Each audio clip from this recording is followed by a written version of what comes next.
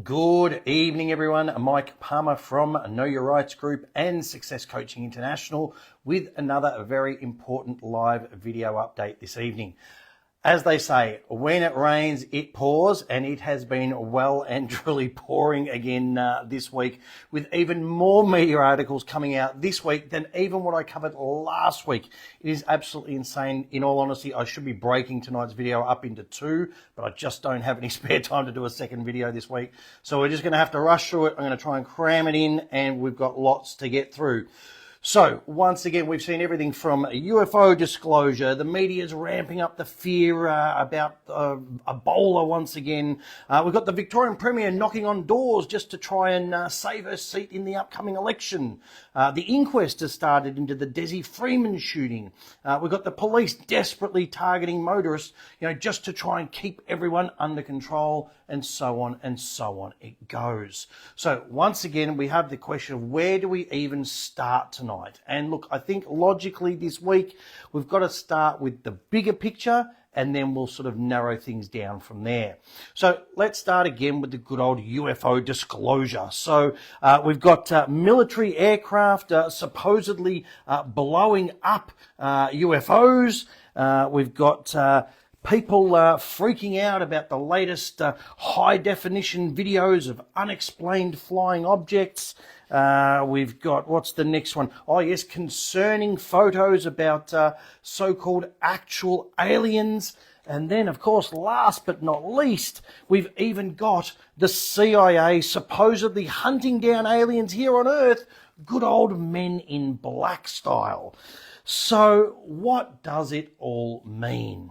I mean, look, some people believe that the governments are just slowly but surely trying to start to prepare the public for the real, extraterrestrial reality. Other people believe, no, it's all just a distraction. It's all just a psyop. They're going to create some kind of fake alien invasion. Then there are others out there who go, no, it's none of that at all. It's just advanced military aircraft that's just getting harder and harder to try and hide, and they're just trying to provide just a little bit of disclosure to try and look at least a little bit honest. But look, at the end of the day, with all of this so-called disclosure, there's still just way more questions than answers. We just simply don't have enough evidence yet. So once again, we're just going to have to wait and see what actual further evidence comes out as time goes by. Now, that concept of evidence is something that we're going to come back to again later on tonight's video. But in the meantime, I would love to hear your thoughts. What do you make of all of this alien disclosure of the last month or so? What do you think it's all about? As always, please do feel free to put your thoughts into the comment section below. Now, whilst we're still on this whole world scale, of course, we've got all the latest info coming out about Ebola, and I do have a couple of quick articles to share with everyone. And of course, the first is all of the latest fear campaign that the Ebola outbreak now could, of course, be some major pandemic. So here's this one that's been doing the rounds this week. Former CDC chief warns Ebola outbreak could become major pandemic. Pandemic warning issued. Dr. Robert Redfield says the Ebola outbreak could become a very significant pandemic after spreading undetected for weeks in Central Africa. Former CDC Director Dr. Robert Redfield cautioned that the outbreak's late detection only after more than 100 cases has allowed it to accelerate rapidly. The Bundibugyo strain's high mortality rate of up to 50% and reliance on direct contact for transmission still pose significant containment challenges, especially in areas with high mobility and fragile health systems. The first known case emerged in late April, but went untested for weeks, underscoring the risk of unchecked spread. Normally, when we have these Ebola outbreaks, and I've had 3 of them when I was the CDC director, all of which were in the DRC, Democratic Republic of Congo. Normally we recognise them when we have the first 5 or 10 cases at most. This one really wasn't picked up until there was over 100 cases, and now there's over 500 cases. There's close to 150 deaths already, and it's moving very rapidly. So everybody get really, really scared, because that's what's going on, and that's what the CDC are telling us. Now, then of course there's this next article, and I'm going to warn you all, the title really does say it all. So you've heard me use this term many, many times before over the years, and I'm going to use it again tonight. New Ebola substrain jumped from fruit bats to humans. Or possibly one and the same, as Congo records more than 200 deaths. The new Ebola substrain spreading through Central Africa may have jumped from fruit bats to humans in the first incident of its kind. Gee, where have we heard this story before, of diseases going from bats to humans? It'll come to me, it'll come to me. Researchers are now racing to contain the disease in the Democratic Republic of Congo, DRC, where at least 204 people have died and an estimated 870 have been infected. The World Health Organization on Friday escalated its warning, upgrading the threat from high to very high. Ooh. Health officials believe the outbreak may have been silently spreading for months before it was identified. The scale of the crisis has grown dramatically in just days. Since the WHO declared a public health emergency last Sunday, suspected cases have surged from 246 to around 750, while deaths have climbed from 65 to 177. The epidemic is already the 3rd largest Ebola outbreak ever recorded. So it's not the largest. This isn't even the 2nd largest. It's actually only the 3rd largest, behind only the devastating 2014 to 2016 outbreak that killed 11,300 people and the 2018 to 2020 epidemic that claimed 2,300 lives. And how many of those occurred in Australia or New Zealand or the US or Canada or the UK or Europe? You get my point, people. The current outbreak is almost certainly a new transfer from wildlife to humans. Aris Kouzarikis, a professor of evolution and genomics at the University of Oxford, said. Experts believe fruit bats may be responsible, though no definitive source has yet been identified. I can't say it with a straight face, I'm sorry. I mean, seriously, look, in all honesty though, don't get me wrong. I mean, this absolutely is a very sad and, tragic situation for those in the DRC who have been affected. But people are sitting over here in the West worrying about this disease all because of these fear-mongering media articles, and I'm sorry to say, but those people, they are the real fruit bats, okay? And look, as I've literally said more times than I can possibly count, all these articles are really just about keeping people living in fear, and that, of course, is the perfect tool for control of the population, and that ultimately is all that this is about. Now, speaking of controlling the population, I've obviously spoken many, many times on these videos before, and of course on our radio shows, about the proposed 15-minute cities. Now, of course, one of the quickest and easiest ways to make those a reality is to make it literally unbearable for motorists to drive around anymore, which coincidentally is exactly what the powers that be seem to currently be doing. So, first up, obviously, we've got this ongoing situation in Iran with the Strait of Hormuz still closed and the elevated fuel prices. But as this next article details, it looks like that fuel prices are actually about to increase once again. So, please take note of this. So the article's entitled Fuel, Price of Filling Up Tank to Rise in July After Better Than Expected Inflation Figures. Jim Chalmers has warned motorists to brace for impact with petrol prices set to rise by 26 cents a litre from July. Following better than expected inflation figures, the Treasurer delivered his strongest signal yet that the temporary cut to fuel excise will not be extended. For many motorists, that's likely to increase the cost of filling up a tank of fuel by around $20. Australia's temporary fuel tax cut kicked in on April the 1st and runs until June 30th unless the government decides to extend it. We're not anticipating extending that or expecting to extend it, but we keep it under review, the Treasurer said on Wednesday. So that fuel excise relief will come off at the end of June, as we announced at the time, but really from week to week we'll review it. The $2.5 billion fuel tax cut officially took effect amid predictions that the petrol crisis will peak in April as the fallout from the war against Iran continues. Now, given that the strait is still closed, and given that there has been no oil passing through there for however many weeks it's been now, how anyone can say that the problem peaked in April is absolutely beyond me. But there's our good old illustrious treasurer just spouting his rubbish once again. But for you guys out there, this is one of the most clear-cut and straightforward outcomes you can possibly have. There is a definitive date for when fuel prices will rise and an exact explanation of why. So there's no maybe, there's no possibly, there's no we'll wait and see or any. It is essentially definitive.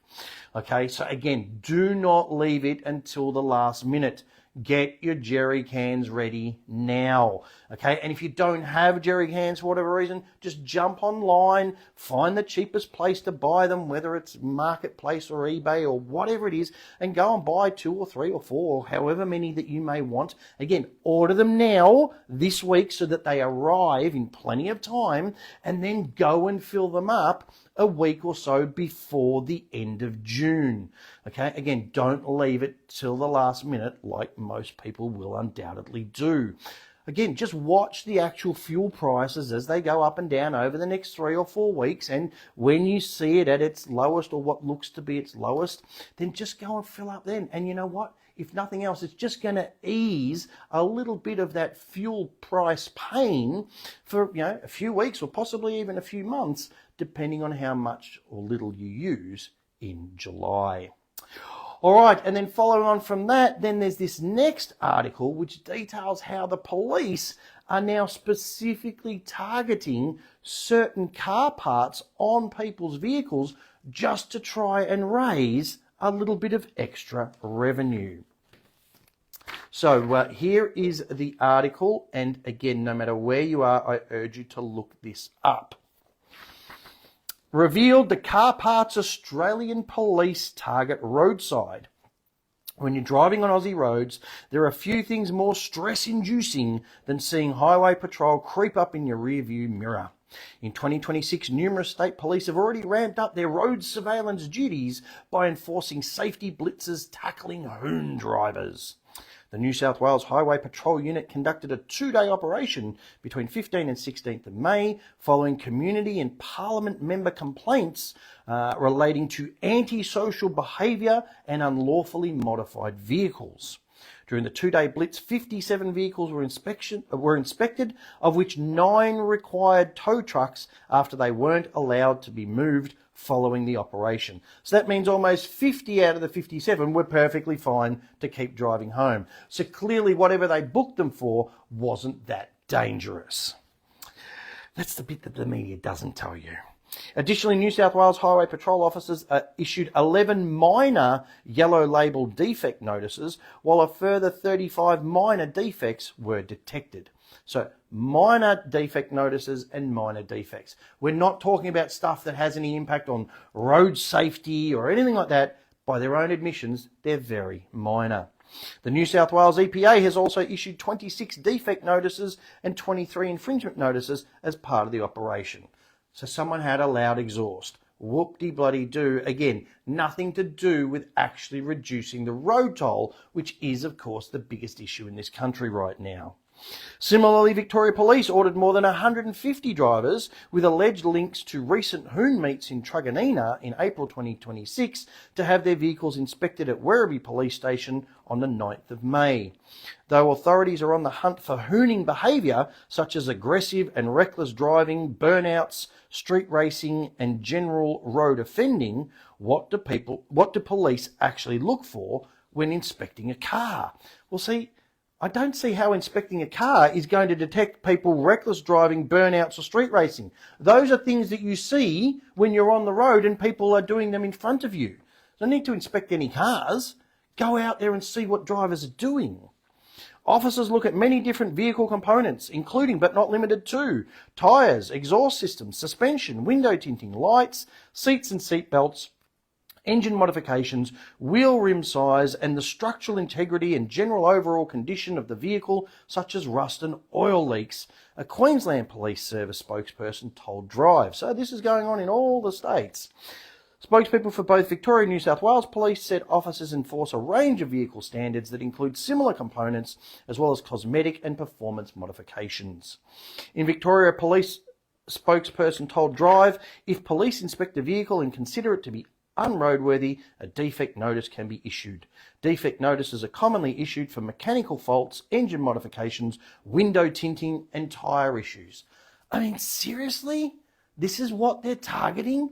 With an increasing road toll in almost every state, this is what they're focused on? And again, don't get me wrong, I'm all for improving road safety, okay, and stamping out, hooning and burnouts and, road racing and all that sort of stuff. And look, absolutely, if you see a car, with bald tyres, absolutely you should get them to, change their tyres. Yes, possibly that could even be evidence of, them hooning or doing burnouts. And again, that absolutely needs to be stopped. But can somebody please tell me how having a loud exhaust system, okay, contributes to the road toll? If anything, as I've explained on these videos before, especially when it comes to motorbikes, having a loud exhaust system is one of the safest things that you can do to warn other drivers, other muppets that aren't looking, that you're there because they can hear you. Okay? How does somebody having slightly darker than legal window tinting contribute to the road toll? Yes, I know they'll tell you, because they couldn't see out of it properly. Really? Where are the statistics to show how many accidents were caused in the past year because somebody's window tint was too dark? I mean, come on, seriously? Okay. Similarly, where's the evidence of accidents caused by somebody having a set of 20-inch wheels instead of 18-inch wheels, or 22-inch wheels instead of 20s? I mean, someone putting off a blow-off valve on their turbo car, it's just absolutely ridiculous. Okay, once again, it just comes down to blatant revenue raising. It is just simply targeting normal, average, everyday, car enthusiasts to make it as unenjoyable as possible to be on the road, which of course is all part of their overall agenda. And speaking of blatant revenue raising, check out what's going on in Western Australia at the moment with all of their new seatbelt cameras. Okay, now this was an article that came out during the week, and listen to who's reporting here. Aussie granddad takes on roadside cameras after $550 fine. Ludicrous situation. Tens of thousands of fines have been issued in just a matter of months, averaging close to 300 per day and generating more than $29 million. A West Australian grandfather has blasted the state's new AI-enabled road safety enforcement system as ludicrous, raising sharp concerns about whether its outcomes align with its stated purpose. Speaking to Yahoo News Australia, Ross Taylor said that at the centre of his argument is a reported 98% compliance rate for seatbelt use in the state. That's among the highest in the world. This, Ross said, should in theory translate to relatively low levels of infringements. Instead, he argues, the volumes of fines being issued tells a very different story. Between October 8 and April 17 alone, almost 54,000 infringements were issued. 54,000. Why are we fixing a problem using all of this technology, all of the department's resources and the police to crack down on a problem that we don't actually have? The retired former West Australian Commissioner to Indonesia, this is not just some disgruntled motorist, okay, this is the West Australian Commissioner to Indonesia, said he does not oppose seatbelt enforcement to crack down on nor the use of technology to improve road safety. But after his own family became entangled in the state's new AI camera system, he said he began to question whether the technology is capturing genuinely dangerous behaviour, which of course is what they claim it does, but in reality we know it all makes them a lot of money. Ross believes the state enforcement approach has blurred the distinction between dangerous non-compliance and minor momentary adjustments. What we now have in WA is a ludicrous situation where the Department of Transport issues these incredibly punitive fines with virtually no comeback at all, he said. He also claims there are an awful lot of people who simply choose not to challenge the penalties, even when they believe the circumstances were unreasonable. So those people are fair game. They just pay up, he said. And that, of course, is a problem we'll get to in a moment. We've got one of the highest compliance rates in the world, he said. So what exactly is this crisis these cameras are fixing? And that is a very valid question. Okay? And of course, his other comment also increases the importance and the necessity for people to challenge every unjust and unfair fine that they receive. And of course, as always, the best way to do that is through the tried, tested and proven Chapter 3, a three-step process from Chapter 3 of that Aussie Speeding Fines book. So if you or anyone you know is yet to get this book, then please click the link. You'll find it in the description. It'll be going up in the comments, and make sure you grab your copy. Now, while we're on the subject of unjust and unfair traffic fines, check out the latest cameras that have just been rolled out in Victoria. Okay, and again, doesn't matter what state you're in, because if they roll them out in Victoria, you know they're coming to a state near you. Victorian government announces $28.3 million spend on new speed camera technology. A swathe of new speed camera technologies are coming to Victoria as part of a new $28.3 million announcement from the government, including a new all-in-one camera. The new all-in-one road safety camera coming to Victoria can detect speeding, mobile phone use and seatbelt offences. No further details have been released about the all-in-one camera, including where they'll be located or who supplies the camera. Yeah, that pretty much sounds like Victoria. No disclosure whatsoever. The announcement also includes other initiatives that form part of the funding package. How we're all going to pay for it. Such as new mobile trailer technology, upgrades to road safety cameras on the Western Ring Road and Eastlink, and a new automated enforcement plan. Okay? Remember those words, people. Okay? It's that closing line that should be of concern to everybody, not just Victorians. Okay? Because as I said before, once something is trialled in Victoria, it's usually rolled out everywhere else. Okay, so what that new automated enforcement plan really means, more automation, more mobility, more offence categories and broader coverage across all the states, and ultimately more fines for you. So this is probably the perfect time to let everybody know that we are running our fines, registration and police enforcement webinar in just over 3 weeks' time. That is on Sunday, the 21st of June.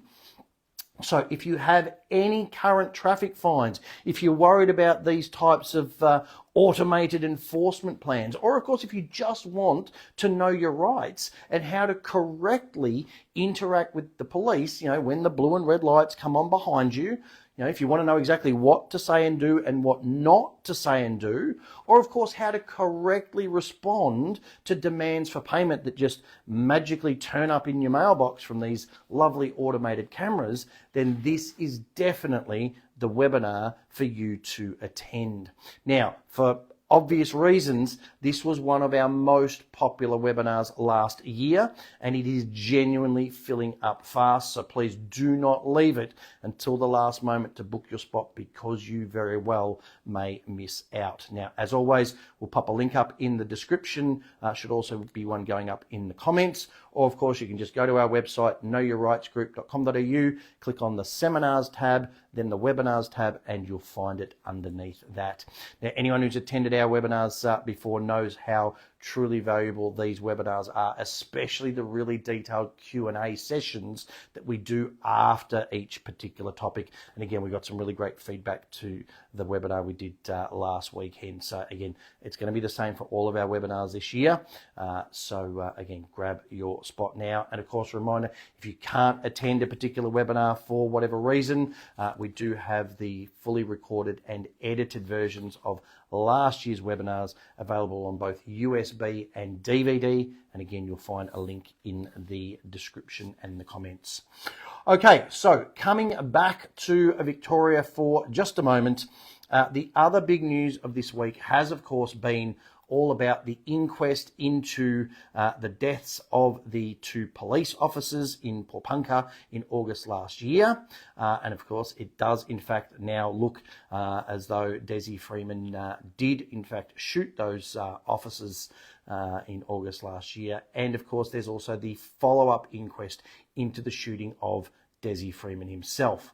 Now, before everyone gets up in arms and all emotional and all the rest of it, as I said on last week's video, the sign of an intelligent person, okay, is someone who can look at new facts and look at new evidence and alter their position. Now, as I said right from the outset, you know, when this whole story broke, in fact, when both stories broke, when the story about the shooting of the 2 police officers broke, and then when the story about the shooting of Dezi Freeman himself broke, I said that there were more questions than answered.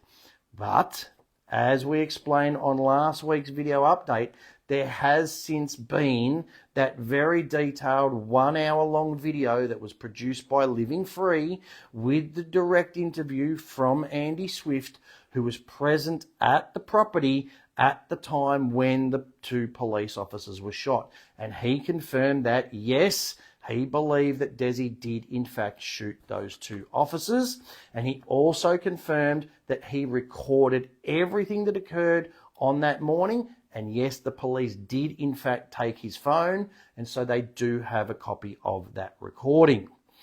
So, following on from that, obviously earlier this week, there was the initial directions hearing regarding the inquest into the shooting of the 2 officers that was held by the coroner on Monday. And it was confirmed in that directions hearing that the coroner's office does in fact have a copy of Andy Swift's recording of what happened on that morning, and they will be referring to it. Now, I appreciate that that's not necessarily what some people out there want to hear. It's not necessarily what some people out there believe. But at the moment, in my view and in my opinion, with all the evidence that we currently have before us now here today, okay, that is looking like the most likely scenario. So again, it's important to understand that here at the Know Your Rights group, we're not here to make people feel all warm and fuzzy inside and all that sort of stuff. We're about exposing the truth, whether that truth is pretty, whether that truth is ugly, or whether it's, you know, something in between. Okay, so the reality is at this point, okay, with the evidence that has come to light so far, it does seem like Dezi was the one who was responsible for those 2 officers' deaths. Now, we are yet, of course, to see what led up to that point, and hopefully there will be some more footage and more explanations of that coming out. There have, of course, been reports about alleged child pornography, but again, we've seen no actual evidence of that claim, despite them supposedly finding that, you know, way back in August last year. So again, still a lot of unanswered questions. Now, there are obviously lots of reasons, you know, why Dezi may have felt, you know, within himself that he had no choice, and, you know, all the other things that the media are reporting. But at the end of the day, okay, that is absolutely no excuse for doing what he has done, if that is in fact what happened. So for me right now, the more concerning reporting was in relation to the inquest of the shooting of Dezi Freeman himself. Now, the biggest issue that's come out from that is that there doesn't seem to be any independent evidence. There was no witness recording unlike what happened at the bus in Popunka. And insanely, in my view, there was an admission by the media that none of the police actually had any body-worn cameras on them. Okay, so if you missed that article, this is what the media were saying, and the key bit is down the bottom. So it says, Dezi shot holding gun stolen from murdered cop. After almost 3 hours of negotiations, the decision was made at 8:20 a.m. to deploy gas into the shipping container using a Bearcat. Mr. Spence said Freeman emerged 20 seconds later holding a green bag that was covering his hands. Soon after, he lowered the bag with his left hand and raised his right hand, revealing a black handgun that he pointed towards several SOG members. The court heard a police dog was released and Freeman was believed to have discharged his weapon. So at this stage, it's believed. There's no confirmation that that's what happened. They're just saying they believe that he discharged his weapon. The SOG reacted instantaneously and returned fire. Freeman was struck and immediately fell to the ground, Mr. Spence said. So why was he shot 20 times? If he was immediately struck and fell to the ground, why was there need to shoot him 20 times? This is one of the obvious questions that leaps out, to me at least. The court heard trained medics attended to Freeman, but his injuries were deemed to be fatal. 20 shots will do that to you. Mr. Spence confirmed that 8 SOG members fired multiple rounds at him. Why? This is the Special Operations Group. Again, remember, I've worked with the police. I know people in the SOG. I know how they're trained. Why did they need to shoot him 20 times? Okay. Luckily, the police officers and the police dog were not injured in the shootout. Very luckily, because if there's 20 bullets, flying around, it is very lucky that other police officers or police dogs weren't shot, unless that's not what actually occurred at the time. Just saying. The court heard 1 round from the gun remains unaccounted for. Again, we'll need to see what comes out about that. Then, of course, there's the closing line. Mr. Spence added that there was no body cam footage because none of the SOG members were fitted with the devices, but there was footage from the police helicopter flying above.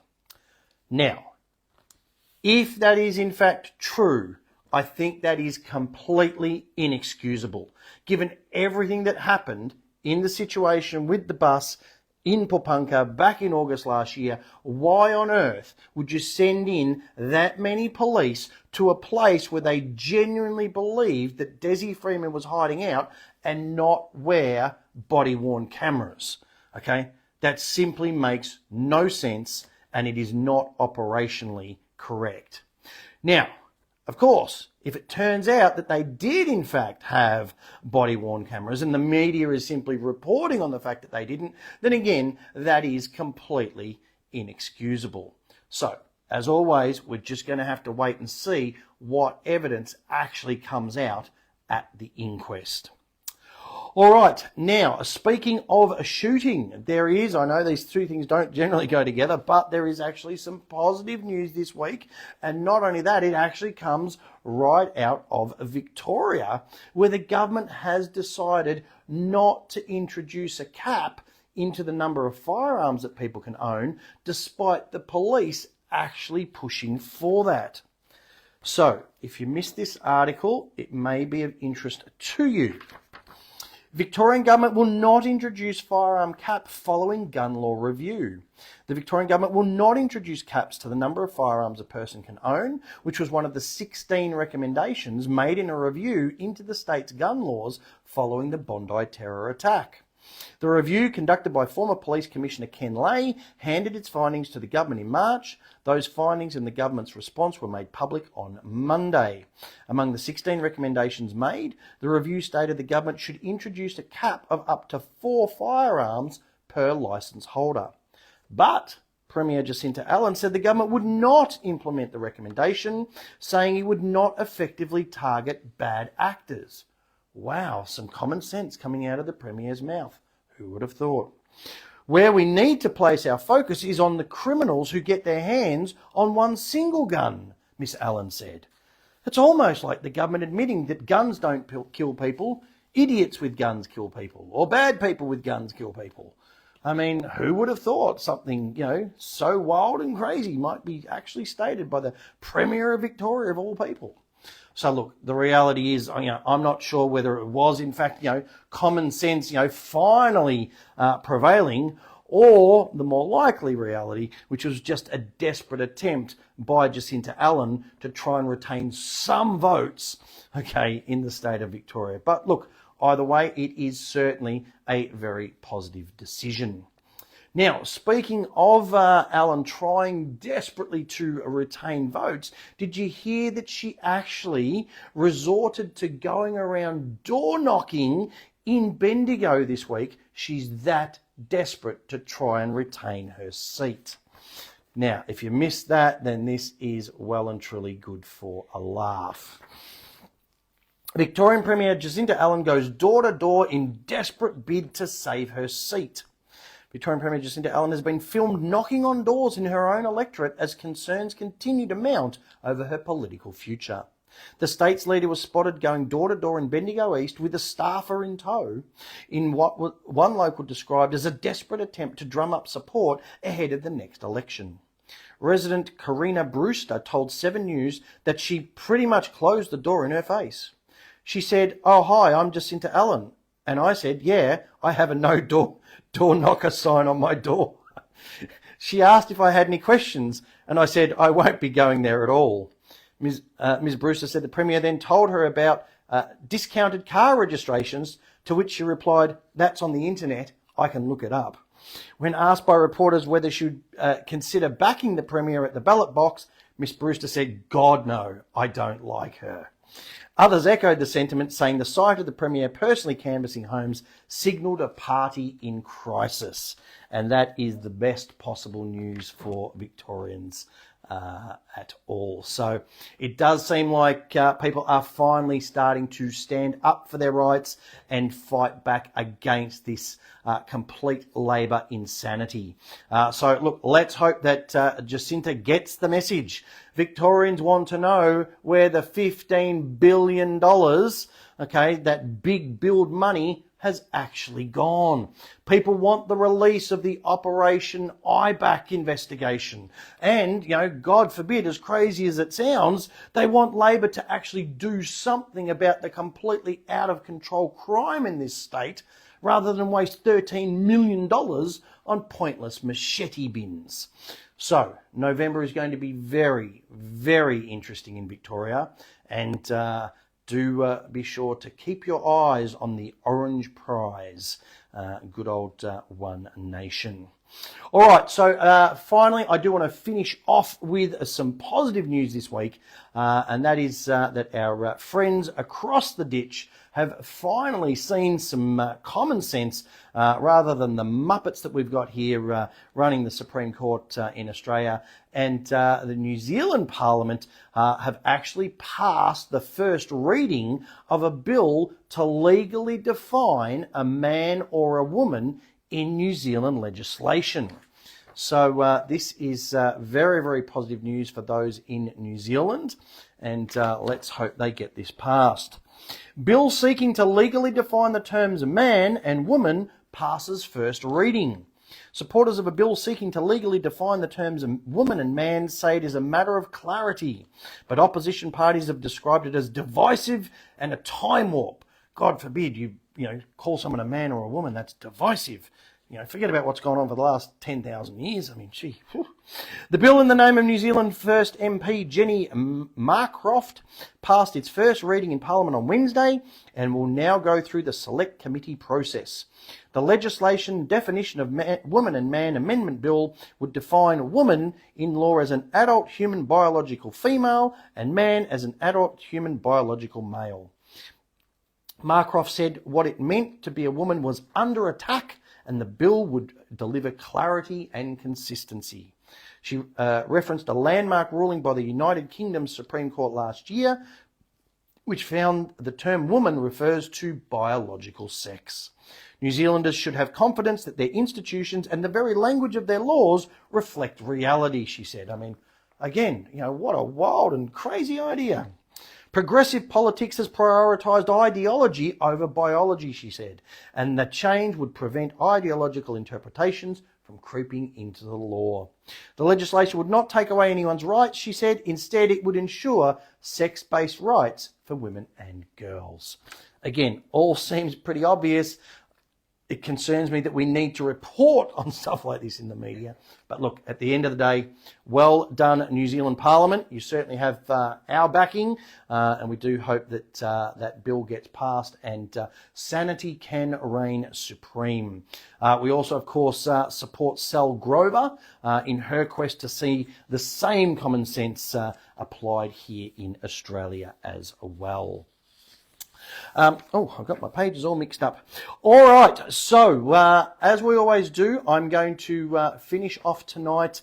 We've actually got some new testimonials from some of our members and, of course, the latest memes to get people thinking as well.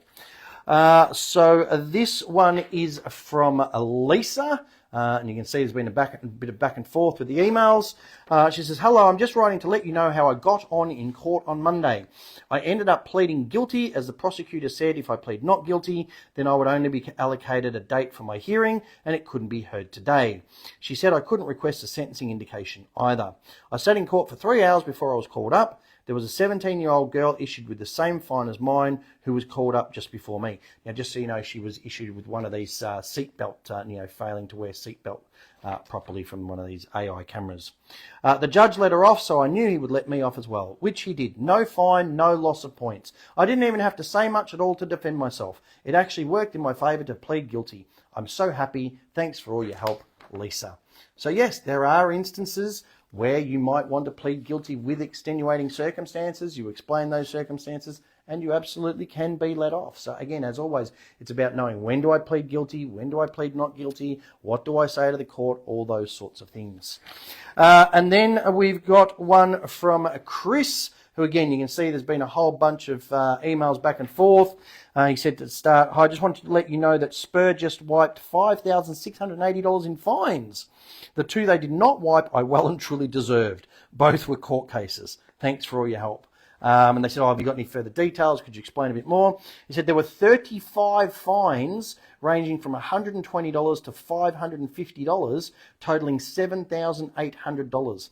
I simply wrote a letter to Spur asking them to prove each and every one of the fines that I was the person responsible, dating back to 2002. I did not hear anything back from them at all until 8 months later, when I received a letter from Spur asking me to pay $23,000. These two fines were both court cases, one in 2004 and other in 2016. I've not paid them to date. So again, there's another success story of someone who stood their ground, not paid these fines, challenge, and had them significantly reduced. And again, if they've done it, you can do it too. You just have to follow the tried, tested and proven steps in that Aussie Speeding Fines book. All right, so obviously, we just talked about the door-knocking efforts of Jacinta Allen. So someone's put up this great little meme there. You can see the bloke tied up with the two balaclava thugs in there. Knock, knock. Hi, I'm Jacinta Allen. I'm out and about today asking the community if anyone has any questions or concerns. Any changes you'd like to see happen? Yes, well, that's what we need to change, Jacinta. Number one, the crime rate is out of control in this state. Yes, another good one. Congratulations to good old Pfizer, being in business for 175 years and never curing a single disease. I mean, that's really quite an accomplishment of sorts, isn't it? Yes, and on the same subject, how true and accurate of that? Okay, if vaccines truly worked, then only the elite would actually be vaccinated. Again, makes perfect sense. Yes, there's been a lot of talk about these data centers and the energy they're consuming, and all of a sudden, as it says there, the climate hoax, just vanished the moment the companies needed data centers. Yes, we noticed. All right, and this one's an interesting one that I'm just going to leave here for you. I know we've got some younger members, I know we've got some older members, I know we've got some middle-aged members, but this one came across my desk and I just thought, you know what, there's probably a lot of people that can actually relate to this. And this is what it says. It's crazy to think we lived in the same era of payphones and the iPhone, of VHS rental stores and Netflix, of hanging out in the streets with friends and social media. It kind of feels like we've lived two totally different lifetimes. And I'm sure a lot of you can probably relate to that. And I'm sure a lot of you will have fairly strong opinions on which lifetime you feel was the better one. So, as always, I'm going to leave things there for tonight. I do urge you to please make use of all the resources that are available to you to get informed, get fired up, and get proactive. We do clearly need that once again this year more than ever before. As always, these videos are completely free to watch. You'll find them on our YouTube channel and our BitChute channel. You can also find some of them on our Reels tab on our Facebook page, but again, they are deleted after 30 days. So the best thing is to subscribe to the BitChute channel or YouTube channel to follow along with those. As always, there's plenty of completely free information on our website. If you want to go above and beyond that, we've got things like our radio show, which we play every Tuesday night between 8 p.m. and 10 p.m. Just a reminder, we are back again live this coming Tuesday. Again, it's a 2-hour show. We go into a lot more detail than we can on these videos. It's also completely uncensored, so we can say a lot of the things that we can't say here. So do be sure to tune in for that. As always, just click the big black live, listen live button on our radio show page. Now, if you want to go above and beyond that, we do, of course, recommend our book, The Essential Step-by-Step Manual for Understanding and Exercising Your Rights. That Aussie Speeding Fines book for challenging all manner of unjust and unlawful fines. And, of course, we do know a lot of people are genuinely struggling financially now, so please stop throwing good money after bad at these unsecured debts. That's things like personal loans, credit cards. They can be very easily written off or discharged using their tried, tested and proven 4-step process. So you can get these individually. There's links in the comments section. There's links in the description. You can get them all as part of the combo pack. You do, of course, get the tote bag included as a little bonus. No extra charge. You get to save a little bit of a discount on the postage and all those sorts of things as well. There's a nice cold snap coming, especially for the southern states. So do be sure to get your beanies. Okay, keeps your head warm. People see the logo, they come up, have a chat. It is a great way to meet like-minded people. We do, of course, have our next webinar coming up, as I said, just over 3 weeks. There are no live in-person events anymore. So if you want to get the information that we used to cover in our 2.5-day events, this is the way to do it. It's a complete recording of one of those events. There's 3 custom-made workbooks with sections to write notes next to every single slide from every single presentation. There's 17 DVDs that you can pause, rewind, fast forward in the comfort of your own home and, of course, at your own pace. And it is a brilliant resource that you'll come back to again and again over the years. So I'm going to leave things there. I hope you all have a fantastic weekend. We will speak to you all on a Tuesday night for our live radio show. And, of course, again, next Thursday night for our next live video update. Until then, take care.